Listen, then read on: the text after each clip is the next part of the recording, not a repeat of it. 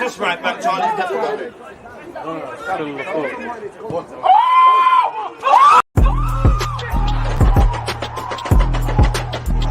Because he always used that active red light defending. I think it's like.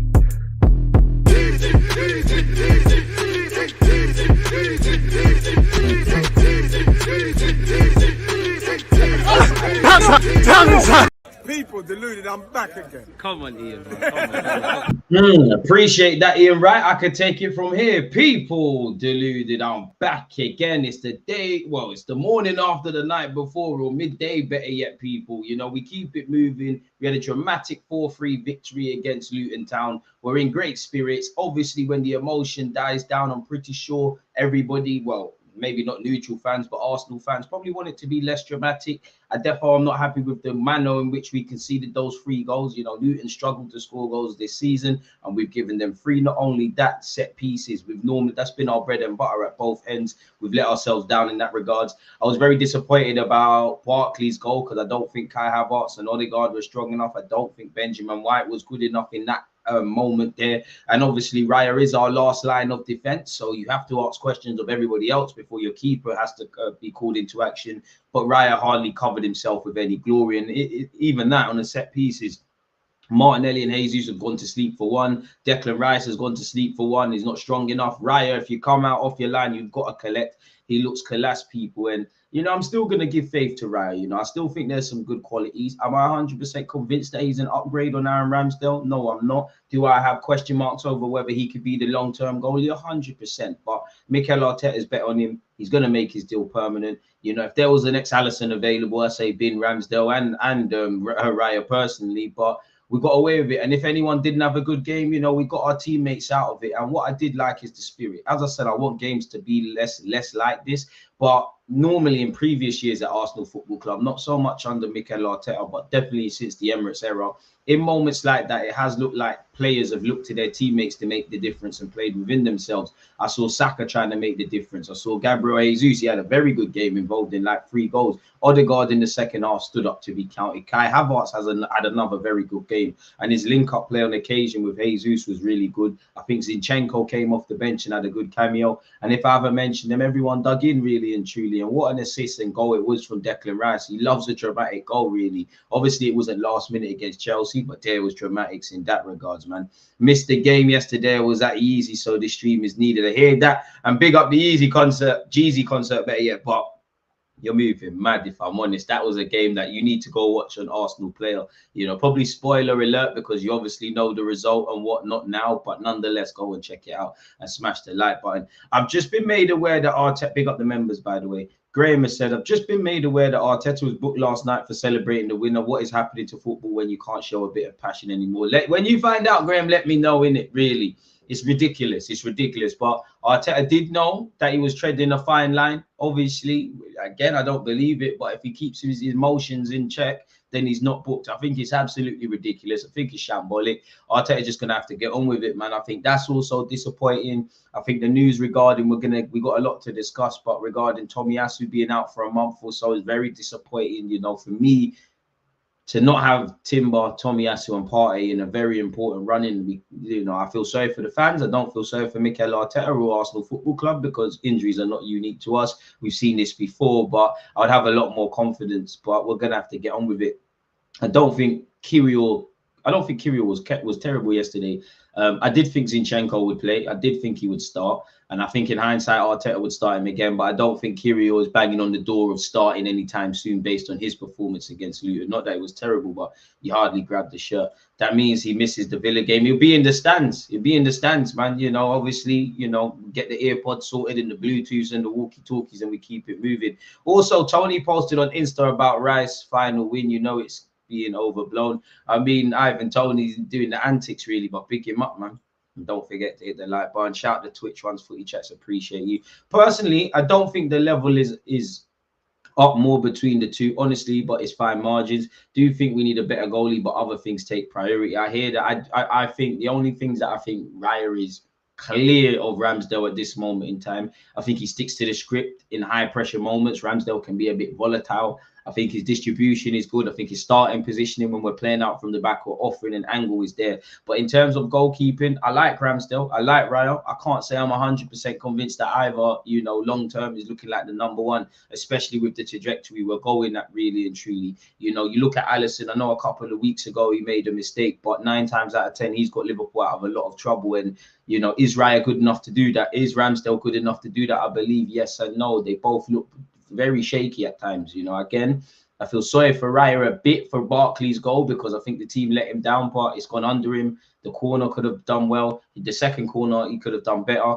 I think fans are a bit harsh on Ramsdale's positioning for the first goal we conceded. But yeah, man, it's like every time Raya's kind of been called into action. Obviously, he's had some good games, but, you know, the Luton game now, I don't think Spurs at home, he covered himself with any glory. Obviously, you know, he's mistimed his bearings against Chelsea. I still think the jury is out, really and truly. And it's kind of mad how things are flipping, you know, because if you look in the summer, Kai Havertz was the one we're like, oh, we're not really sure about. Obviously, people are still concerned about Kai Havertz, but it looks like he's finally looking confident. Obviously, he's making a difference in the last couple of games he's played. You know, Declan Rice is Declan Rice. Timber, you could see Timber was an early contender for signing of the season with Arsenal, and he got injured.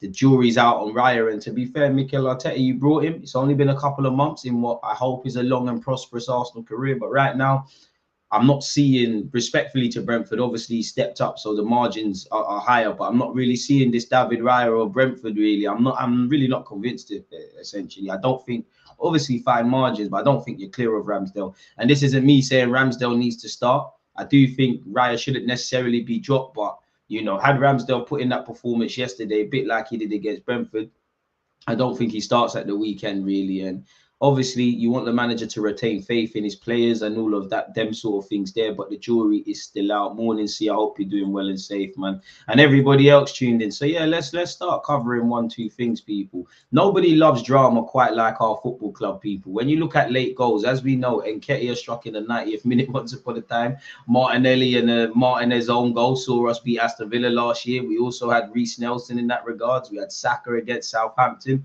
Declan Rice and Jesus against Man United this year. Martinelli with a late-minute winner against City. We saw the same with Trossard against Chelsea. Well, in terms of an equaliser, Brentford, we nicked it with Havertz, and the latest is Declan Rice.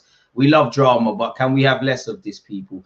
Bukayo Saka has either scored or assisted against every club he has faced in the Premier League. Real star boy settings, and he's going from strength to strength. Big him up because he's played 200 times. As much as I think we've improved defensively, I think we're an improved defensive side. I don't necessarily think we defend to the caliber of a side that can convincingly win trophies, which I hope it improves. No team in Europe's top 5 leagues has committed more individual errors leading to an opposition goal than Arsenal this season. That needs to be eradicated, and eradicated fast. Saka has the most assists in all comps this season of any player from Europe's big 5 leagues with 11, one ahead of Wirtz. So again, our star boy is doing all right. Declan Rice's winner in the 96th minute was Arsenal's latest winning goal on record since 06-07 in the Premier League away game. It also ended their 10-game winless run against Luton in all comps, earning their first win at Kenilworth Road since 1984. So first time in my lifetime, people. And I'm sure a lot of Arsenal fans, not C though, you look like you've been around for a while. I so love my guy, Manny. Shout out to yourself. Declan Rice is the 3rd different Arsenal player to score 2 90-minute winning goals in a single Premier League season. He joins Ian Wright and Nicholas Bentner in that regards, people. Let's start closing these tabs because they just get annoying, people. Don't forget, we're watching Aston Villa against Arsenal on the weekend, which I hope is not filled with this level of drama, and I hope we're able to win. Again, later today, we're watching Manchester United and Chelsea, 2 teams who are struggling. You know, let's go and cop some laughs. And big up to you lot who saw my edited piece come out today in relation to Luton. It's a bit of a condensed and bite-sized video. So there you have it. I think your mic is moving mad. Oh, gosh. I hope not. I hope not. Good save. Still waiting on Amazon. It said it's delivered today, man. No.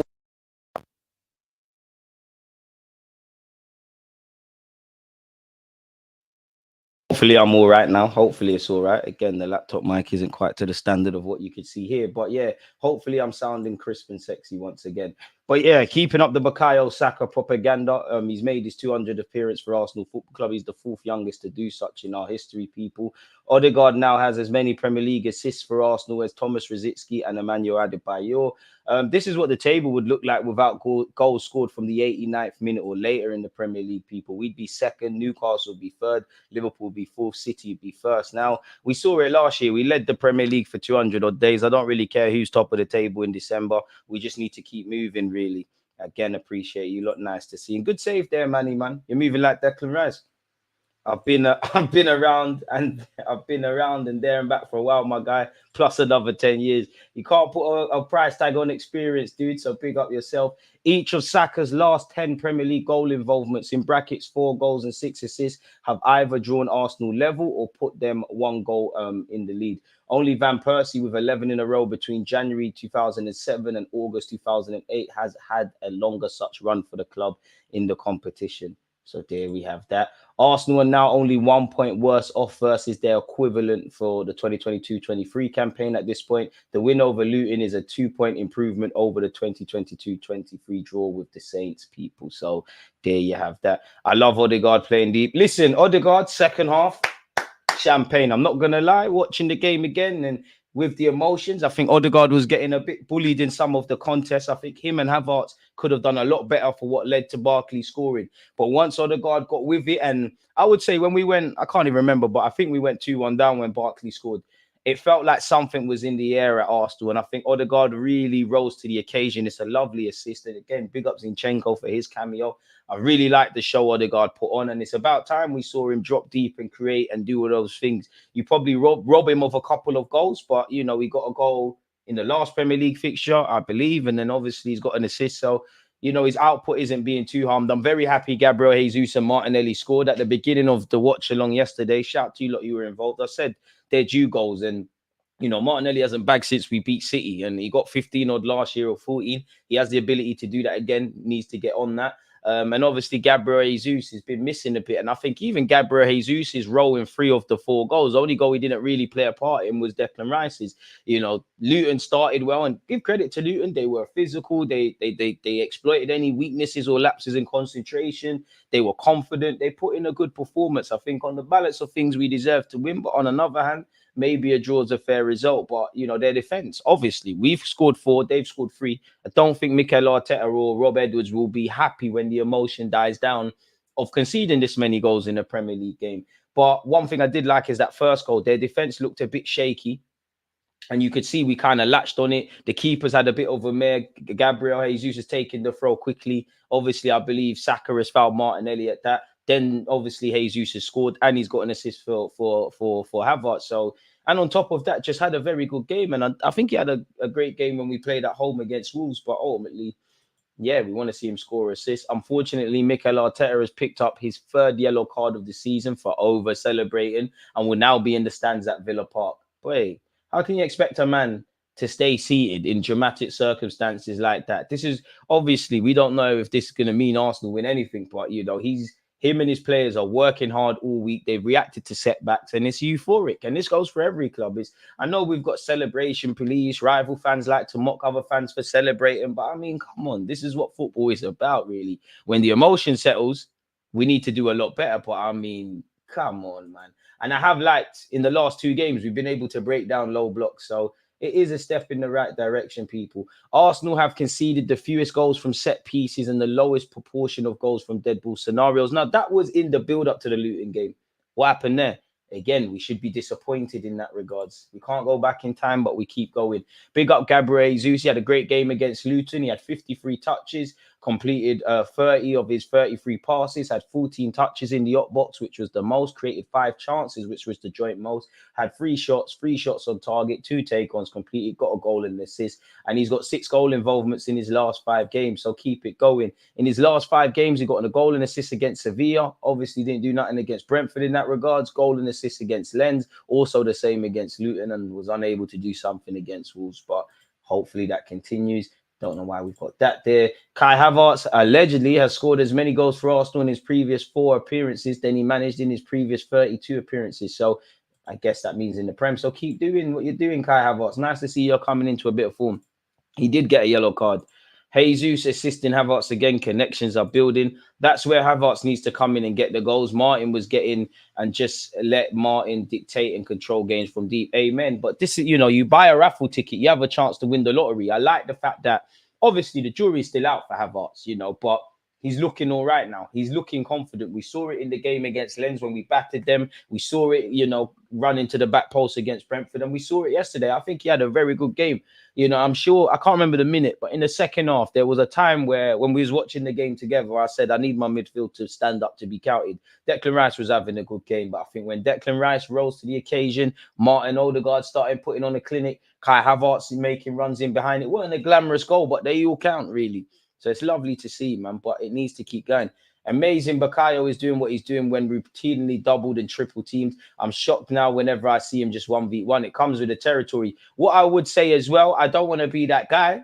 I think we had a pen shout. I watched the game again. One of them Luton players is completely yanks Gabriel down. Don't know how that's not given, but we keep it moving, man. Let's control the variables that we can control, which is evidently getting 3 points. So moving on, people. Allegedly, Mikel Arteta refuses to blame David Raya after blunders. We don't win or draw or lose alone. So I don't believe in just finger pointing at Raya, because for the set piece, I think we all could have defended better. But Raya's come out. If you come out, you got to make that. One thing we allegedly saw statistically is Raya looks a lot more comfortable allegedly from crosses. That can't be said based on the Luton game. And I think you got your bearings wrong against Barkley, really. And I don't think Ramsdale, I like both of the keepers, but I don't think, again, either keeper is 100% convincing. And we're going to have to watch this space, people. I don't imagine Mikel Arteta is going to be drawn on specifically getting at his player. And I'm not a big fan of this because it's out of context. I don't think Ramsdale is laughing at Raya. It's just ridiculous. Just leave the guy alone. Nonetheless, people, Arteta said we have to defend better the situations as a team. I don't disagree with that.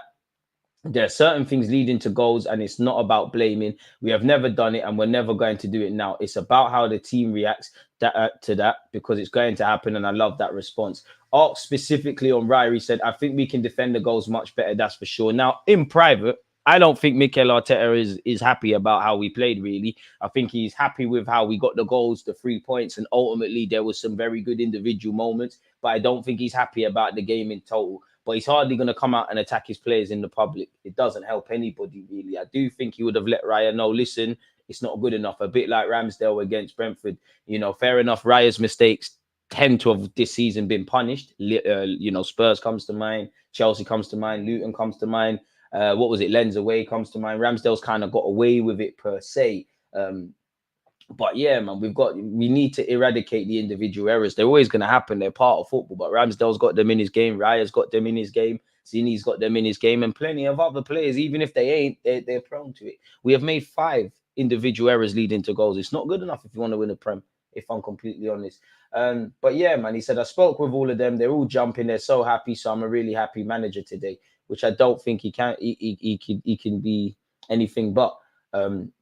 He also said the delivery was excellent and their finishing was excellent. Sometimes we just need to applaud the opponent because they did what they did, and a big credit to them because they're a really difficult side to beat. It was a tough night, as it was, man. If they play like that for what's left in the season, they'd be doing all right. Bukayo Saka has drawn praise from Thierry Henry, and as has Saliba, people. He said he's the finest player in his position by some distance. Obviously, he's going to gas up his French players. I'm here for it. He said, right now, I think Saliba is the best by a mile. The way he can defend 1v1, the way he allows Arsenal to stay higher up the pitch and defend the 45, 50 yards behind him is second to none. His speed, the way he recovers, and the way he recovers the ball, he just doesn't kick it into the stands. He tries to get it back to a teammate, which is important. I was working in France when he was on loan to Marseille in 21-22, and I was surprised that Arsenal didn't keep him because I thought he was better than what we had. I love the fact that Henry uses we, But he went on loan and he came back and he showed everybody that that was a mistake. Is it a mistake, or did Arteta just not think the man's ready and probably wanted him to develop away from the pressure and wanted him to sign when he's ready? So I would say, even though we thought, Saliba's career looks like it's in the balance, had we have let him go, it would have been an L. It seems to have been, justified his career trajectory because now he's playing for Arsenal week in, week out, getting in the French team and getting plaudits from legends and football fans all alike, people. So, yeah, I don't think anybody can disagree with what TT has said there. Should we see what the gaffer has said, people? Mikel Arteta has spoken. He has said, I think it gives a special chemistry between them to live moments like that in football. That's the beauty of it. It's not about you. It's about doing it with a team. That and the energy you feel in the dressing room is something unique. The way we want to play, we are never satisfied with a draw. It looked like it was heading for such. We want to win games. The risk that we take, the initiative that we take, how we suffocate the opponent, how we want to play forward, and how the team got rewarded. We had many other chances to score before that, but we left it until the very end. It was a beautiful match of football. Congratulations to Luton. The atmosphere they created was electric. It was special. The way they played, they made life really difficult. And we should have known it was going to be difficult if we did it. We've seen against Spurs and Liverpool. They're not just going to let you play them and bend them over backwards, really. It doesn't work like that. So I think, Luton can take a lot of credit. But when you're fighting relegation, I'm sure they'd want a point or three. And I think he's right, man. They are really well coached. They have a big spirit in the team. We had to dig really deep, especially the way we conceded the goals to have a chance to win the game in the way that we done it. And we need to learn, because typically, if you concede one, you can win a game of football. When you concede two, you can still win. But you probably, if you draw, you can't complain. Very rarely do you concede 3 goals in a game of football and we're laughing about it. We've got 3 points, etc. So there's a lot of things we need to learn, people. Again, Arteta said today was really difficult context after having a game 3 days before, another one 3 days before, and another one 3 days before that. We knew in August this is what we had to contend with, really. And this is the same said for City at this moment in time and anyone else, really.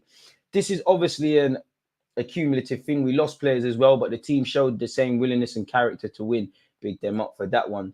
Let's see again what Arteta said. We're going to cover Tomiyasu in a sec. Little worried about our fullback situations. Zinchenko and White starting to look shaky. Tommy out for 4 weeks. I think White, a bit of his momentum's kind of been killed with the injury. Obviously, we're all upset about Tomiyasu in relation to what's available. In fact, even if everybody's fit, Tomiyasu is probably our strongest player 1v1 defensively at fullback, give or take with Timber.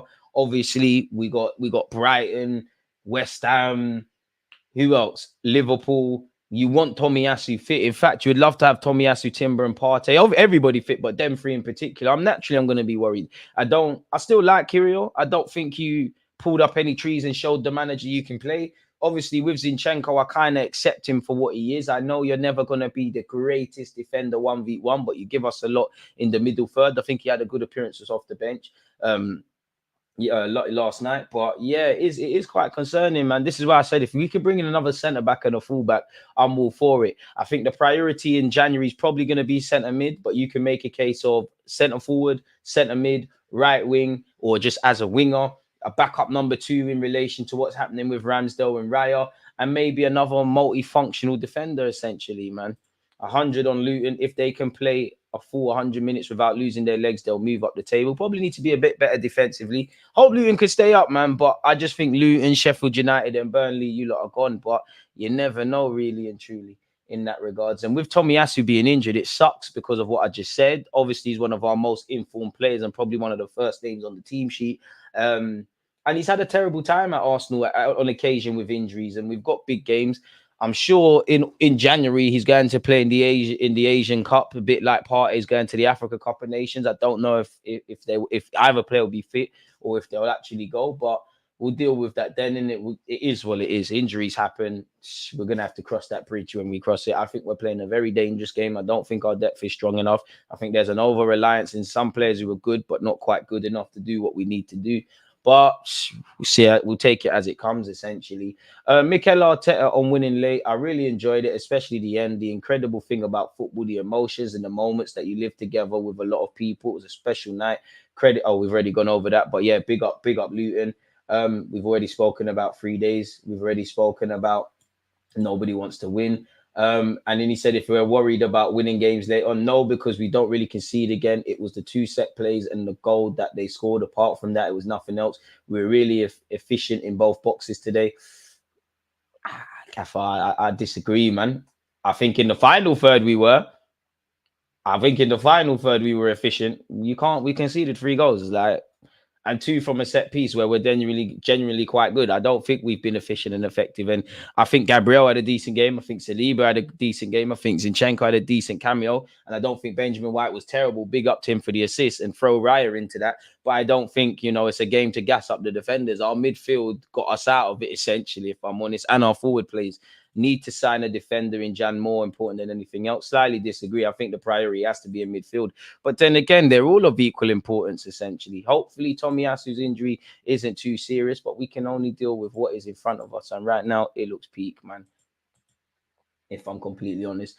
We've spoken about David Raya's performance. He did say, I think we can defend the goals much better. That's for sure. On Gabriel Jesus' display, he looked really lively today, really active and caused them a lot of problems. He was really mobile, constant threat and scored a good goal. He's involved in at least 3 of the goals.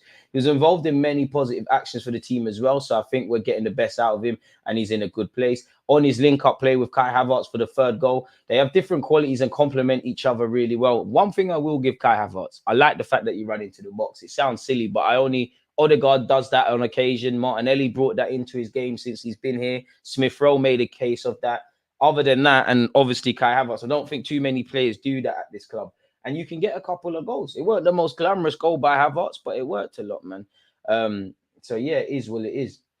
They have different qualities and complement each other really well. I thought Kai played his best game. He's getting better and better. I mean, Gaffer's probably gassing it a bit there, but to be honest, you can't disagree with that really and truly. I do think this has probably been Kai Havertz's best period as an Arsenal player. The jury's still out. That's what we need, players that start to raise the level and get in a good moment, because we're going to need players as we're losing a lot at the moment. When asked on signing Declan Rice would lead to him scoring winners like today, yes, he scored. Yes, he scored 3. He has 1 more to go. He scored 3.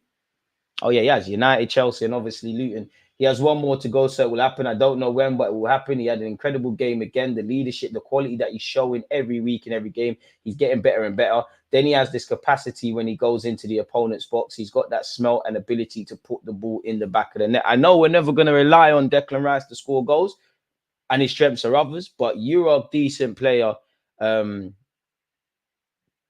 can get 10 odd goals. Jacobs, I don't know what you're saying. I said Havertz had a great game. I just don't know if that was his best game, because I feel, you look very good in the Champions League. You impacted the game against Brentford. There's definitely another decent game. I think it's up there. I just said I don't know if that's his best. So I do think on one hand, Mikel Arteta believes it's his best game, but that's probably to gas his player up a bit. Either way, it's been Kai Havertz's best kind of period at the club, and long may it continue. I think this is Kai Havertz's best period since being in England. I mean, he's won the Champions League, so I'm not too sure. I don't think Saliba would be the same player he is now if he was just given a spot by default. He was obviously a better defender than Mustafi, and then remember Arteta played the patient game and it worked. I mean, who knows? Because like you said, he could have got an opportunity and he might have been able to thrive, especially them kind of times. Our seasons were a bit of a write-off, so he could have got the minutes. But it was a toxic atmosphere. And we all know football fans are a bit weird in that they want young players to play. When they make them clangers and those mistakes, there's issues. I think, psychologically developing in his homeland, playing for a big club like Marseille. Obviously, if you make mistakes with social media and whatnot, we're all going to know about it. But it's very different from making mistakes at Arsenal. So I think you're kind of out of the limelight. You've got that healthy sort of thing in that, the manager and the coaching staff are watching you develop, but it's not like you're in or out in relation to whether you've played well or not. So, and the reality is, Saliba's coming. He signed a new deal. He's one of the best centre-backs in the league at the moment. He's definitely up there for one of the best centre-half partnerships in Europe. His stock is going up. Justified what we did with him, come a long way from people saying, oh, Arteta don't like him and things like that. I think he had a good game, man, and I'm happy for that. And, the jury's still out on Kai Havertz, but long may it continue. I do think in the second half, especially when we went a goal down, Kai, Odegaard, and obviously Declan Rice was good from the start, as he always is, but they really stood up to be counted, man. And long may it continue for Kai Havertz. Just keep the confidence, really and truly. As I said when he signed for us, I hope this is just a testing period in a long, bright future for the club. And, a bit like Declan Rice, obviously it's different, but you keep playing like that, nobody cares about your price tag anymore, if I'm honest. But just keep doing what you're doing. For me, it's the confidence. But long may it continue. Obviously, on Tomiyasu, he said, we had a scan and it's not good news. He's got an injury in his calf and he's going to be out for a while. I mean, that's the one negative, really and truly, really. It's the dagger to the chest. The Daily Mail said Tomiyasu is expected to miss the festive period with a calf strain as the Premier League leaders prepare for key matches against Liverpool and Villa. Oh, my days, man. We're going to have to get on with it, innit? But you want Tomiyasu definitely for Villa away, definitely for Brighton. You definitely want him for Liverpool, much less Liverpool at Anfield. And you probably want him against West Ham and Fulham, but injuries happen. Unfortunately, Tomiyasu, does pick up a number of injuries. We've seen this before. we did know with playing in a bunch of competitions and a lot more football, we'd have to deal with injuries. So I've got sympathy for the fans. I love Mikel Arteta in the club, but we've seen this movie before, really. Apparently, he's expected to miss 3 to 4 weeks, which would rule him out of obviously this festive period. Hopefully, he's back sooner rather than later, and hopefully, there's no setback and whatnot. And again, people, the Asia Cup begins on the 12th of Jan. I don't know if he'll be able to sneak in 1-2 games for Arsenal before he goes over there, people. So, yeah, man, you wish Timber was fit, but it is what it is. I don't know why, but allegedly Mikel Arteta on the weekend visited the Kroenkes, or the Kroenkes visited him. Mikel Arteta and Josh Kroenke visiting at the weekend, and whether he spoke to him about January plans. I hope so. We're going to need to get our wallet out again, man. Well, when we get to the end of December, we'll see where we are, what we need, and what the injury update is as well. When we are going to recover certain players, we already have a plan in place to make sure we can be proactive. If something has to be done, that's our job. Mikel, is defo our job. Allegedly, Arsenal have made a new midfielder their transfer priority next month and are expected to move for an attacker in the summer. Ivan Toney is keen on a move to the Emirates Stadium, and you would have seen him praising Declan Rice on his social media, while Arsenal have scouted Santiago Jimenez and remain admirers of Pedro Neto, says Simon Collins of The Standard, people. I can't say we didn't hear that before, but nonetheless, apparently, according to transfer journalist Ikram Konur, who's Turkish, I believe, which I'm not doubting it, but Turkish journalist speaking on what a Portuguese club is going to do in terms of outgoings about an English club's business. I know football is universal, but I always try and look at the source of where things have come out. Victor Gyokeres, I can't pronounce his name, but as we know, he went from Coventry to Sporting. He was signed for 20 million quid, and he's doing all right, the striker. So naturally, there has to have been some degree of scouting. Obviously, we're linked with one of their defenders, Diamande. I don't quite buy our links with him. I do think he's a decent player. I do think he makes great runs off the ball. Jury's still out. Obviously, I'm a bit snooty. You just signed from Coventry and went to Sporting. I don't know if you're the guy. I don't know if I'd be happy, especially after you're linked with Osimhen, Vlahovic, and Tony and all these guys. But depending on the fee, which he was signed for 20 million and has a release clause of 85 million, you never know, people. Apparently, he's got interest from Fulham and Newcastle. If he's the guy, why not? Apparently, the Gunners are willing to let Eddie Nketiah leave in January. It's a myth. Yeah, listen, even with Havertz's ability to play up there, and obviously Trossard's ability and things like that, and Jesus, I don't think it makes sense to let Eddie, Ramsdale, Jorginho, Thomas Partey, half of these players leave. If you want to cut in the summer, if the club obviously are going to bring people in, and we don't need to waffle about depth and things, then anyone can leave. And whether you rate Eddie Nketiah or not, we're going to need him as a body, really, essentially. The amount of injuries we've got is ridiculous. Tomiyasu, Thomas Partey, Emil Smith-Rowe. Wait, did I say Tomiyasu, Partey, Kirill? No, let's start again. Tomiyasu. I'm trying to guess them all. Tomiyasu, Smith-Rowe, Timber. There's definitely more than 3 people. Help me out. I tried. But there's bare injuries. Fabio Vieira's had surgery. There's definitely someone else. And there's probably a bunch of players playing with Knox. Partey, if I haven't made that clear, like I said his name 20 million times. It's all right, DG. If we're struggling at fullback, we can always play Kai Havertz on the left, like the German manager did. Appreciate that, Toby. Smith-Rowe. I hear that. Stubbornness caused us to concede 3 goals. Ramsdale saved all 3 of those all day, and some of your fans are horrible for downplaying Ramsdale. Let's not lie to ourselves, man. Ramsdale might have, but there's plenty of times last season where I think, even with Raya's goal, I think there was other points as to where the goal could have been stopped. But you think, could Ramsdale these times have got to his near post or got to the far post better? Let's not lie. Ramsdale could have easily conceded all them goals. I don't think Raya is necessarily clear of Ramsdale. I don't think Ramsdale's clear of Raya. I think they're both quite shaky in regards as well. Hire DG as fullback from up, but I need to be on a fitness regime. But nah, I want Cedric's contract. At least I'm a North London, and I technically, I could claim to be an academy guy or whatnot, as you've written that. Let me go and get that 100 bags a week. You think I'm kicking up off us? I wouldn't even care if Arteta names me in the squad, mate. Just let me do the El Nene duties, man. Eddie's got more than enough chances and should be sold. Enough of him. He isn't good enough. He might not be good enough, but I'm just simply saying, especially if we're not going to buy a striker, I'm holding on to him until the summer. Then you could do whatever you want, man. People are being ungrateful, talking like Ramsdale don't deserve chances. Raya's been making mistakes left, right, and centre ever since he stepped foot on the field. I do think he's made frequent mistakes, but I think that's harsh. Tommy is our best 1v1 defender. If he's only out for 4 weeks, I'll consider that a plus, as those calf injuries stack on top of each other and take longer to recover from, no matter how young he is. That's what we forget. I know he plays mature and he looks a lot older than 25, but we do forget that, man. I like Ramsdale a lot, man. I do like Ramsdale a lot. And to be fair, I do back Ramsdale to have a good game yesterday, because when it's these kind of environments, that's when I think Ramsdale plays at his best. But both our keepers look shaky. Liverpool at Anfield with our touchline ban is going to be shaky. I swear he only misses the Villa game. Correct me if I'm wrong. I think we're all dreading that Anfield game, but you know, big up Liverpool, and it's easier said than done. But if we want to be a team that wins titles and do these things, you know, regardless of where United are at, we seem to be able to deal with them at the Emirates. At Old Trafford, I've seen my club win the Premier League there, but it's not been a happy travelling place. You need to go there. You need to go to Anfield. You know, the best game against Anfield in the Premier League was probably of recent years was probably last year, where we took a draw. I would have taken a draw before the game, but we all know the context is we bottled a 2-goal lead, and big up Ramsdale in that game, ironically, and obviously Salah for missing a penalty. But you need to be able to, for us, we need to be able to go to Old Trafford, Anfield, definitely the Etihad, and play grounds like this and walk away with stuff. Even I'm not even looking forward to Wolves away, honestly. You know, no game is easy in the Premier League, and as you've seen, a couple of these away games have been very difficult, and right now we've come out of it, man.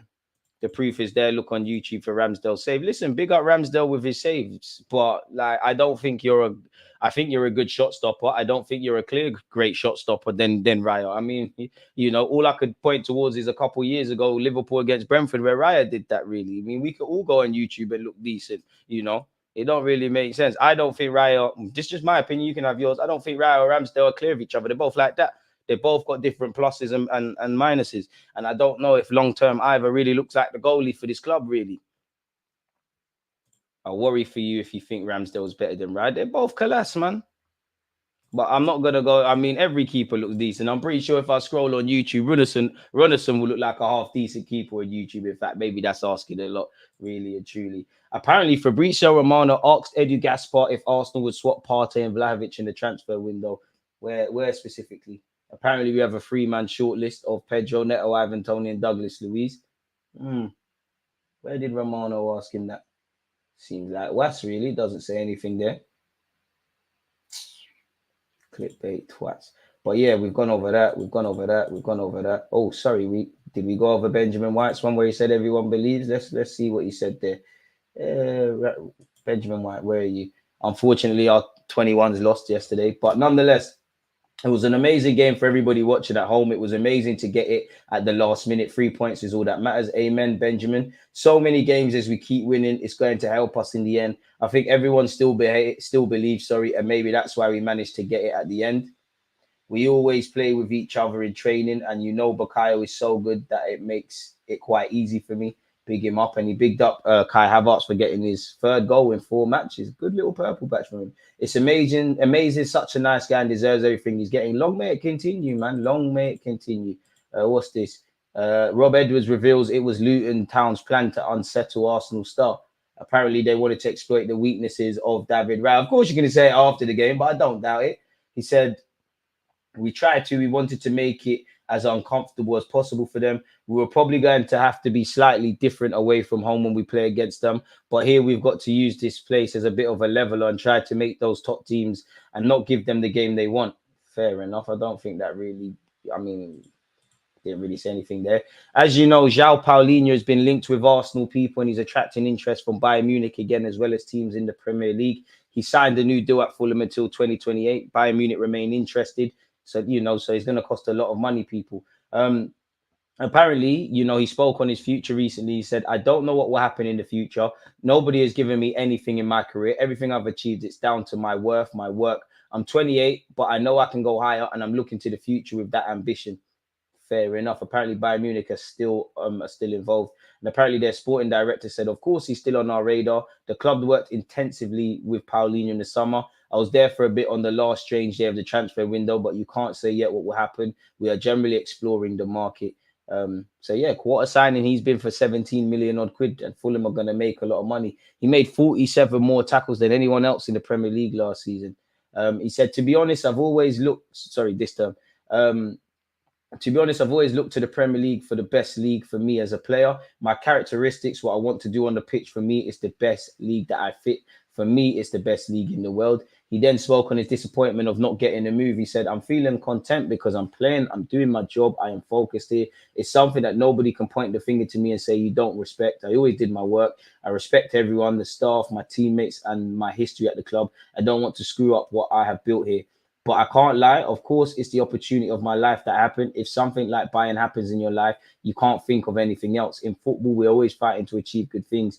I grew up dreaming of this kind of opportunity. I don't know if it's going to happen again or not. I just want to make my job like I have been doing, keep improving, because I know I have much more to improve. I mean, that sort of mindset is lit. Ideal scenario, Lokonga said he wants to play for Arsenal next season. Cut. Because basically, obviously, Lokonga's injured. And I don't watch Luton week in, week out. But boy, I don't even know their midfielders' names. But you can't get in that midfield, let alone Arsenal. Forget about Lokonga week. Unless you really start to look like a Yaya Toure, you're a myth. It's a myth. He said, no, they are fine. In brackets, don't have pain in my hamstring. My strength has returned. It was never really the strongest. I still don't know how I injured my hamstring. I'm aiming for Manchester City or Bournemouth. It's getting closer. I'd like to be back before Boxing Day. We wish him a speedy recovery, people. He then said, I don't know what my future at the club holds. I feel really good at Arsenal. We'll see what happens. But as long as I'm under contract there, I'll always fight to get back in the team. I still have contact with the Arsenal staff. Hopefully, man, hopefully you can make it happen. But ain't pulled up any trees at Luton. Not really done nothing in an Arsenal shirt. Didn't do nothing in a Crystal Palace shirt. We hope to be proven wrong, man. And who wouldn't want it to work out for Lokonga? Because then we could feel a lot more comfortable in midfield. But honestly, who knows? Kirill links with an exit won't go away. He's again been linked with AC Milan. Apparently, they want him on loan. And you'd imagine, rightly so, Arsenal probably say, forget all of that. We need bodies in the squad, essentially, man. It does not make sense. Arsenal, Liverpool focus on £35 million Man United target, who's expected to finalise 2024 transfer. Apparently, according to reports, Arsenal and Liverpool are in the race to sign Jeremy Frimpong from Bundesliga outfit Bayern Leverkusen. He had a spell in the youth ranks at Manchester City, so I wonder if a bit like Raya, because he joined at 16, if he qualifies as homegrown. And apparently he's got a £35 million release clause. He's been linked with a bunch of clubs, people. Allegedly, the 22-year-old has a £35 million release clause, which expires this summer. His deal as a whole runs until 2028. So if nobody activates the release clause, he's living in it. That figure would appear to represent tremendous market value, given he has played consistently well in the Bundesliga and has experience of playing in both the Champions and Europa League. Arsenal have a number of options at fullback, but a potential signing could allow Benjamin White, who is in talks over a new contract, to either move centrally alongside Saliba, his preferred position, or into holding midfield when cover is required. Well, I mean, if he's going to play when cover is required, you got Declan Rice, and you imagine we get a bunch of other options. I don't even know. I don't really know if Benjamin White prefers to play centre half. Maybe he spoke on it before, but I think he prefers to play at right back. And arguably, if Benjamin White said to Arteta, I don't really want to play fullback unless, we're down to our bare bones, you're not going to get game time. You're not talking to Gabriel or Saliba or that partnership. So we'll have to see. But he is multifunctional. I would be open to another fullback. Ideally, I'd like someone like Timber and Tomiyasu that can play centre half, left back, and right back. If we can bring in someone that can play on the left and the right, leave a mentor of Newcastle would have been great. Or if we could bring in a centre half, smash the like button, people, we'd be laughing. For Liverpool, it means more depth as well, and it means probably Operation Trent Alexander-Arnold playing centre mid properly, not really the inverted thing, could be alive and kicking, folks. Don't forget, again, there's hella content. Later today, we'll be watching Chelsea Man United together. You would obviously see my extended thoughts on the game yesterday. And on Saturday, we're watching Aston Villa against Arsenal Football Club, folks. So yeah, make sure you're taking in the links provided. But there doesn't appear to be anything new regarding Arsenal Football Club. I mean, we can have another look in the papers and whatnot and see what news there is. Tab police, allow me, I'm getting better. Still a bunch of tabs, but half of them were being used. We're getting better, man. We're getting better. Let's see what that's saying. They're saying David Raya will cost Arsenal the league. I think everyone will cost us the league. I don't think there's a single player that will cost us winning the league or making the league. But I would say Raya looks a bit brazy. What's this? We've joined the race for this guy. Ivan Toney teases potential move to Arsenal and now deleted post. Why did you delete it? Wait, Arsenal fans set up a GoFundMe to get West Ham some more money. Fair enough. Fair enough. They deserve it, man. Like, how can you make 105 million look like a bargain? It's ridiculous. You know, I don't know. I heard some of our London rivals, where certain Ecuadorian internationals are getting embarrassed against West Ham and Nottingham Forest. Certain man, you know, have about 13% win percentage since joining, and they're World Cup winners. Would have never known they played with Lionel Messi. It's crazy. Apparently, Edu makes claim over Arsenal talks with Juventus for Vlahovic or Partey. Is there anything? Apparently, Edu says Juventus are too tough in negotiations when asked about potential talks over Vlahovic and Partey. Is there specific things here? When quizzed, he said, no, they are too tough with us. Fair enough. With Mikel, we have created something special. We started as two known footballers who wanted to do something in the footballing world. Working with Mikel is a pleasure. He's a great professional and a great person. When these two facts combined, everything becomes simpler. I'm very lucky to be at Arsenal working with Mikel. We discuss things mostly about the club, and I can say that we are having a really good time together. It was a pleasure, and big up Edu because he's won some sporting director awards. It was a pleasure to become the director of Arsenal. I'm so proud to receive this award because as soon as I stopped playing, I immediately went to the other side, and to receive this recognition is a real privilege. Who's this? Jadon Sancho? Is that the guy that is on foot asylum? Is that young Philly? Is that Josh Denzel? Is he on I'm a Celeb? Pretty sure that was the guy that said, you know, that some fans said was better than Bukayo Saka. Saka's not doing bad for a left back, hey. Arsenal join West Ham and Aston Villa in race to sign highly rated Stuttgart star as injury concerns mount. Arsenal are among a number of clubs monitoring Stuttgart captain Waldemar Anton. Never seen this 27-year-old player to have an informed opinion, but apparently he's being tracked by clubs in Germany. Apparently he's capable of playing centre-half as well as right back, and it's been impressive. Apparently Leverkusen and Bayern Munich are also looking at him. He's contracted until 2025. So maybe things can happen. Apparently, Arsenal have looked at him before at his previous club, Hanover, and other clubs, including West Ham and Aston Villa, have made a check on the former German under-21 international. Douglas Luiz has responded to Arsenal and Liverpool transfer interest. He's insisted that he's totally focused on Aston Villa. He said, I'm very happy to hear the stories, but I'm here at Aston Villa. My focus is totally here. I mean, it doesn't make sense for him to talk about anything other than that, even if it wasn't true, which I believe it is. I don't spend a lot of time looking at stories. I see them, but I don't focus on that. And I'm not looking at it every day. My head is here at Aston Villa. Fair enough. Apparently, 90 Minute understands Arsenal have closely monitored Luiz throughout this current season. Arteta and Edu are big admirers of him. As you know, pardon me, last summer or the summer of 2022, we had 3 bids rejected. The highest was worth 25 million. Whatever they were asking for then, probably should have paid it then.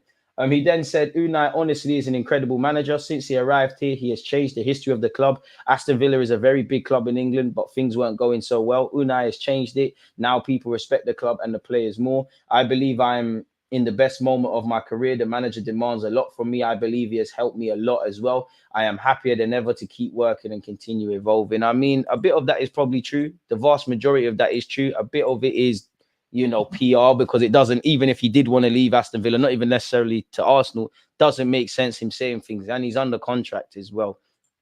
So yeah, and I mean, Aston Villa are doing great things. I can't lie, be very happy with Luiz. You're not alone, my friend. You're not. Modric, great player, but he's on the road. It sounds mad to say it about Luka Modric, but his age and he's declining. You know, Modric, you've given everything to the game. You've played in a World Cup final. You've won a bunch of things at Madrid. You played in the Prem and whatnot. Go MLS or go Saudi Arabia. Go get paid, man. I want to see Osimhen at Arsenal, not Tony and Eddie going the other way. I'm tired of watching him miss simple chances. Get rid of him disgracing the 14 jersey shirt. Allow Eddie. He didn't even step on the pitch yesterday, but I would like, my first choice would be Osimhen. My first choice would be Osimhen / Sesko. Then it's Vlahovic / the Tonys, if I'm completely honest with you. Apparently, Arsenal are looking at Frimpong, predominantly a right back, previously with City. He's got a release clause of 40 million. I mean, that makes every sense to sign him in January, but look at what Leverkusen are doing. I think they've probably said to him, listen, summer, you can keep it moving. What are you thinking for Villa, bro, after yesterday? I think it's going to be 3-2 or 4-2 to us. The defense and midfield have to be on point. Our politician needs to be locked in. Boy, like you said it there, we need to be we need to improve a lot. You know, we need to be way better defensively, because Aston Villa, respectfully to Luton, are a better team. They'll exploit things and we might not be able to get into it. Last year was an emotional game at Aston Villa as well. I don't want that. Unai Emery and the underdog tag, they're an informed side. If we obviously, I think there's a contrast between how Aston Villa play at home versus how they play away. But if we look at the Spurs game of recent, obviously Spurs got some injuries, but Spurs should have hit them for 4-5 in the first half. Second half, they turned it around. We know we're playing the Douglas Luizes, the Diabys, the Ollie Watkins. I know he hasn't been anything to scream and shout about with Aston Villa, but it's written in the stars that Yuri Telemans does something against us. Obviously, they've got Matty Cash and Luca Dean, two very attacking fullbacks. I think you can get at the centre-half pairing. I think Cons is decent, but I don't rate him that tough. I think they could upgrade on that. I think Torres is a good player, but maybe it's a cultural thing. He does dilly-dally on the ball. Obviously, Emi Martinez is going to want to be in top form, especially how it worked last year. So we're going to need to raise our appearance, what's the word I'm looking for? Our performance a tenfold based on the game against Luton, and we're going to have to rise. It's away from home. Obviously, we've got a target on our heads. We're in a difficult month. Injuries are coming. We've got Aston Villa away, Brighton, West Ham, Liverpool. We're not going to win them all, but we need to stand up to be counted. Big up DG. Raya is not an upgrade for Raya. I think it's a big mistake getting Raya.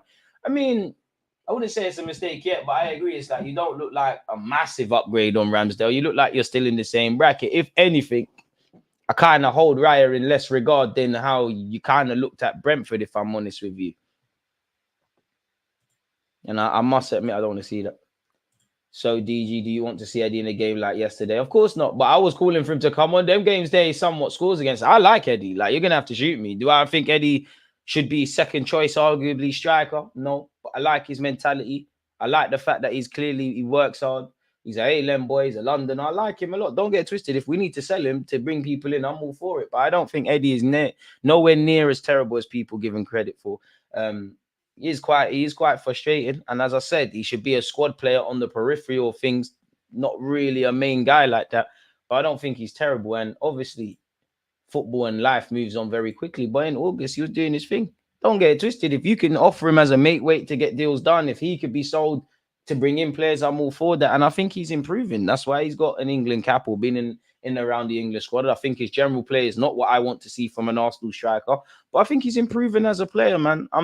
Listen, there's plenty of players I rate in that team, and there's a couple of players I don't rate, but I'm not just going to attack you for no reason. I don't think there's any bad players in that team. Everyone makes mistakes, but Raya should know that players get you points and goalkeepers win you titles. We can't continue like this if we must win a league. DG, what about a switch in formation for games against top teams while we have injuries? Maybe a 3-4-3, bring White in as a centre-back and play Zinchenko as a left wing-back. I mean, it could happen. It all depends on the context, but I wouldn't even do that against Liverpool, which is a couple of weeks in front, so we can't speak too tough.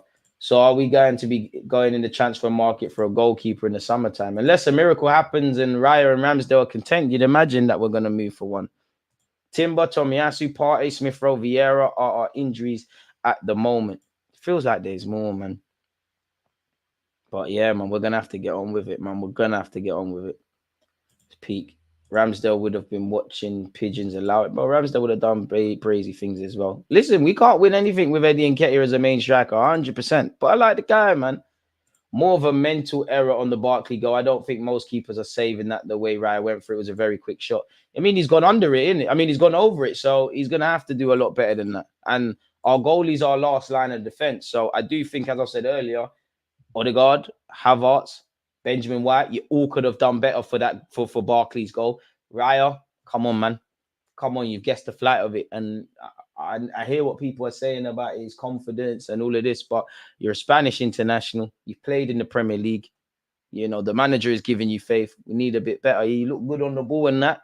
And I think Raya, prior to that mistake, it was like Raya was coming into a bit of form, but the bigger games at this moment in time, I'm not really convinced with Raya at this moment. I wouldn't quite say the Luton game was a big game for him, respectfully to Luton, but obviously I think at least two of the goals you could have done better. I don't think you're alone. I actually think Declan Rice, with our zonal marking for the goal from the corner, the second one could have done better. But Raya's come out, you got to get that. If not, you face the music. Obviously, playing out from the back, you sign up for a couple of mistakes, but you've got the one against Lens. Only he would be able to tell you what he was doing for Mudrik's goal at Chelsea. Spurs, he looked nervy as well. And if I'm honest with you, Declan Rice bailed him out from almost a similar scenario to the Luton game. Bailed him out. If you lot remember the Man City game where Declan Rice has cleared it off the line. To be fair, Declan Rice also saved Ramsdale as well. I think the difference is Ramsdale's obviously got a small case study this season, but Ramsdale's mistakes have gone unpunished. But there's very few players that ain't got a mistake in them in that team, essentially. And that's what it could come down to. You know, Zinchenko's good for a mistake. Gabriel and Tomiyasu have been known to make mistakes. Everyone can make a mistake. You know, it depends what you define as a mistake. Switching off from a set piece and it going in. Obviously, if you're a defender, typically the mistakes are more critical. But mistakes could also be defined as decision making in the final third. Which, you know, yes, who did we play last? Not Luton. Who did we play? Football moves so quick. Wolves. Bukayo Saka should have squared it for Eddie. Eddie should have bagged. Trossard should have bagged. So it all depends what you define as a mistake. But we're all in this together, man. Overall, we are doing good. We are showing fight and resilience. I can't even get at Havertz right now because he's proving me wrong. And that's fair, man. You know, I don't think anybody would have signed Havertz but Arteta. I still think the jury's out. But he did his thing. Apart from the mistakes, Raya was sensational. I think he gassed it a bit. I'm not even trying to water down Raya's thing, but sensational, blood. I like Raya. I like him and Ramsdale. I don't really care who's the number one. You're both my guys, but sensational, really. Looking at it here, Luton had 6 shots, 4 on target. 3 of the 4 on target have gone in. Yeah, the passing's good and that. Temperament's good. Distribution good, but sensational. I think Havertz, sensational. Gabriel Jesus, sensational. Bukayo Saka, sensational. Who else? Declan Rice, sensational. Is Raya really with them man there?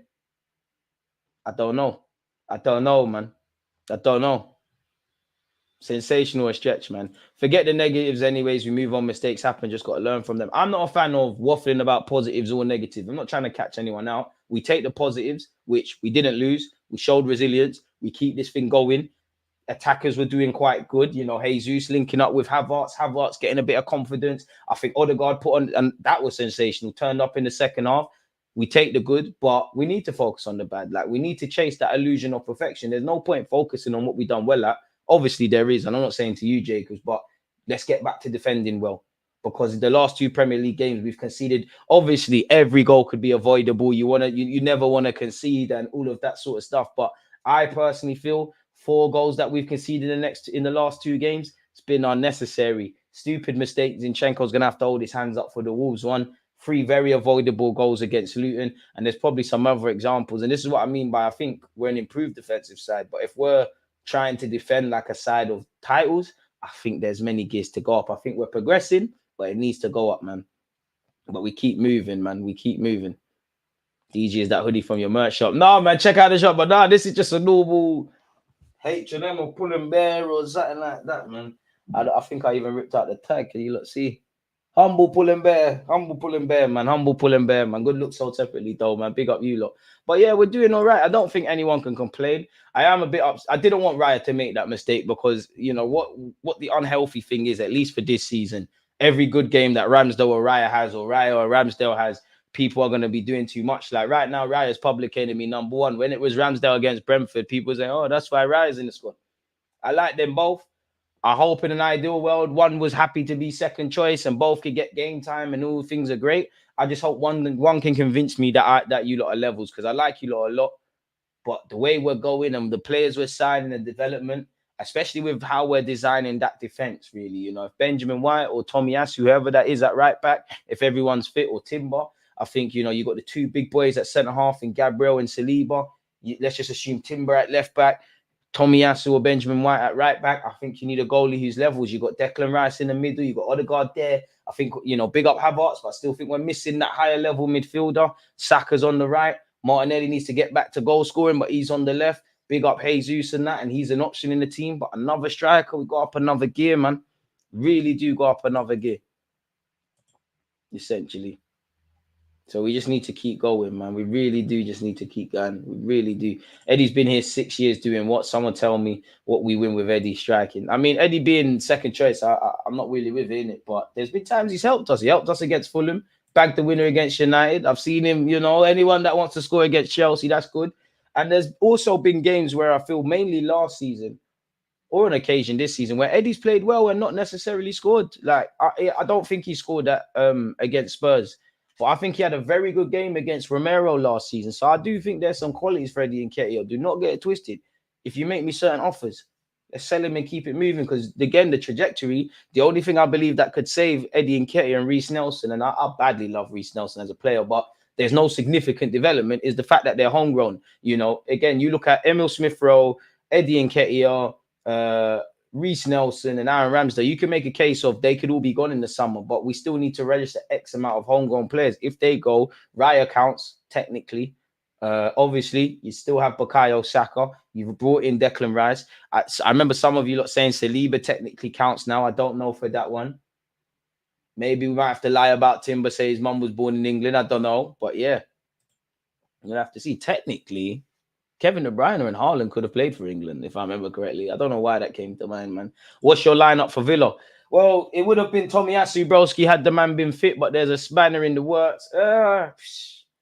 It's not that we've got many options in it.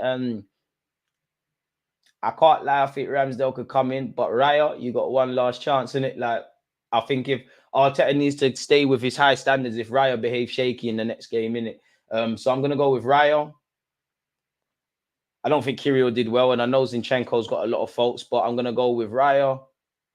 Raya, Zinchenko on the left, Benjamin White right back, obviously Gabriel and Saliba at centre half, Odegaard and Declan Rice in midfield.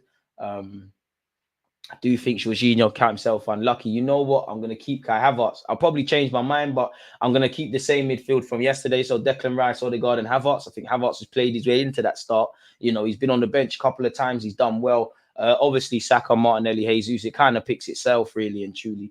But then again, I feel you could get a Jorginho in there. I think you actually could retain faith in Kirill. I think there is some logic with playing Ramsdale.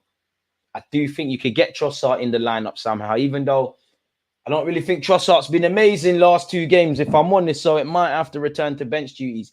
We scored 33 goals in the season. Jesus and Martinelli has 2 so far. We need a lot more from him if we're going to kick on. Exactly. And that's why I think we all need a striker. Saka's the only one you bet your house on is going to deliver goals and assists, because excluding this year, he's done it in the last 2 years. I feel Villa a game for Jorginho and put Rice at 8.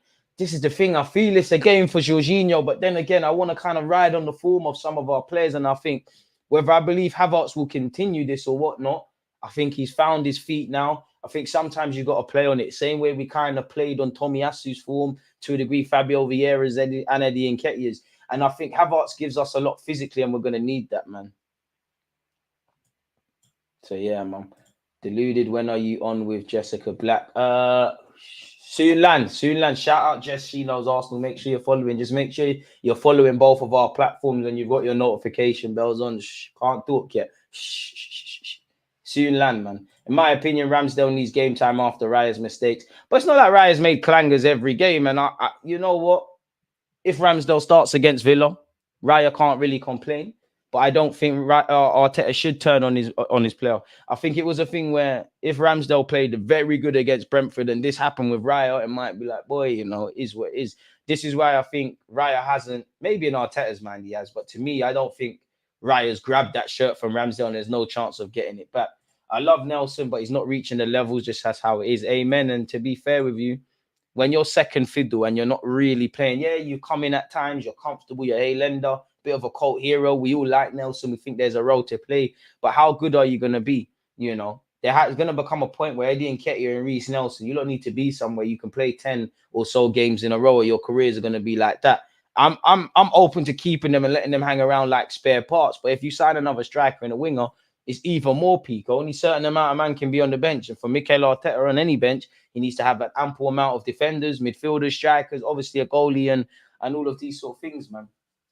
Trossard not putting his chances away lately. Big up, DJ. I've been watching you for a few weeks and you're one of the realest Arsenal content creators. Hugo, you're far too kind. Appreciate that, man.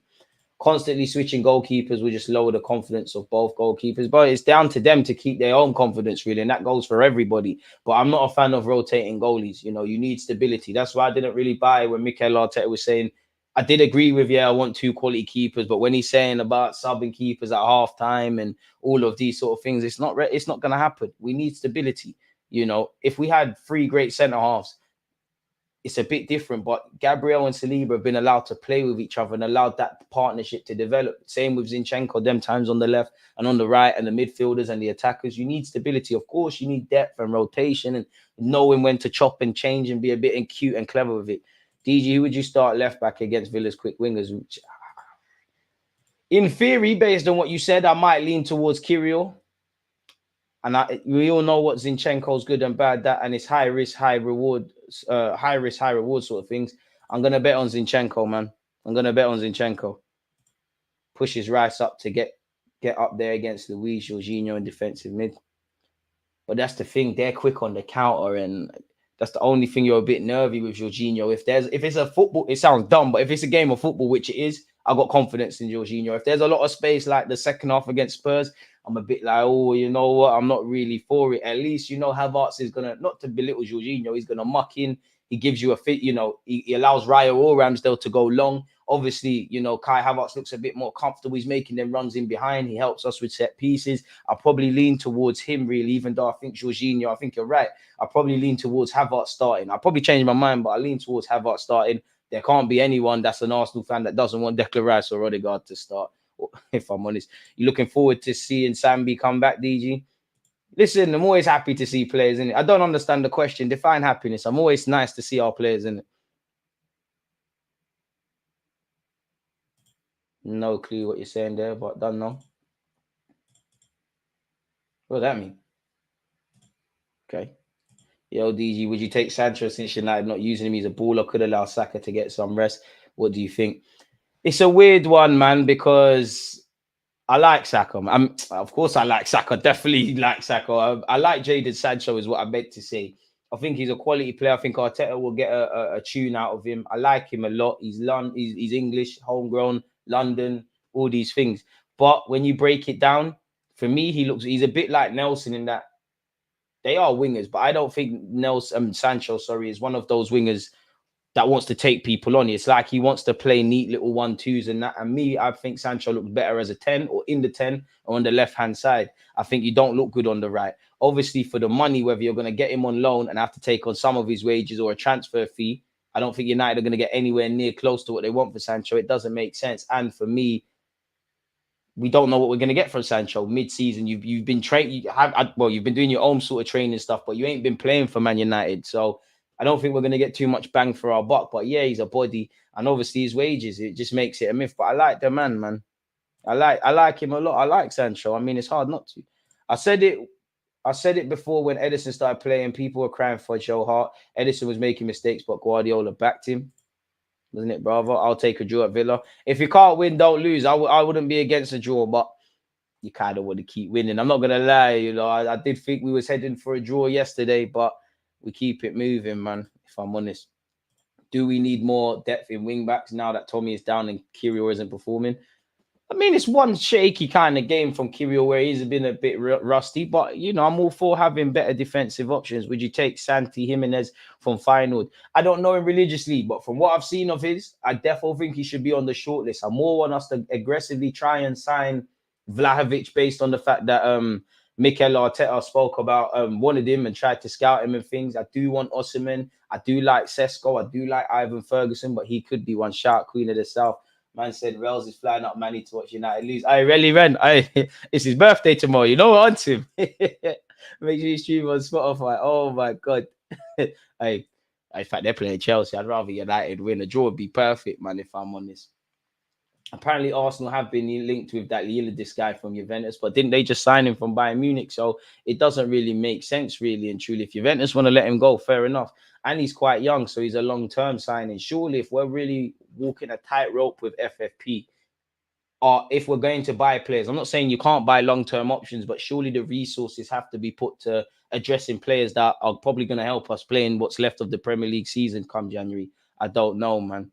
I don't know if Sancho is better than Sterling. He's probably got more about him with a football, but you know, who is the better footballer? One that's got more tools in their toolbox, or one that's got limited tools, but he gets something out of everything. I say this with Bukayo Saka. Obviously, Saka can do skills and stuff, but is he the most eye-catching, flashy player? No, but there's a method to a madness. He drops a shoulder, he's getting a goal or assist, or he's having an action that provokes something. A lot of these footballers are doing a million skills, but they're not going anywhere. You look at Anthony, very good, entertaining footballer, hella skills, but no brain. There's no point doing a skill where there's 2 banks of 4 and you're not going nowhere, really and truly. But you know what they say, aesthetically pleasing and all of that BS. But on that note, though, folks, people, it's been a fantastic hour as it normally is with you guys, people. Just over an hour. I appreciate you lot across Twitch or YouTube or Twitter. Smash the like button. The good times don't end, people, because later today we will be doing a watch along for Manchester United against Chelsea. Obviously, for more extended Luton thoughts, I dropped a video this morning. Go and check that out. And obviously on Saturday, folks, in a couple of days, watch along business again. All the talking points over the next few days will be in relation to Aston Villa against Arsenal, and then we'll see what's about to happen. Obviously, appreciative to you lot tuning in. Make sure you're following on all the platforms. And again, stay blessed, stay safe, and all that good stuff. It's our last month of the year. Make sure we're aggressively going after our goals, hopes, dreams, and ambitions. Hope you and your loved ones remain in great health. Peace, man. There's always just that active red flag defending. I think it's like.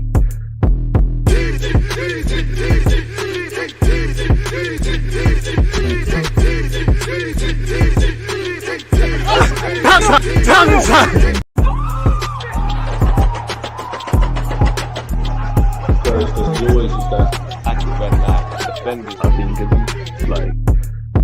Easy, easy, easy, easy, easy, easy, easy.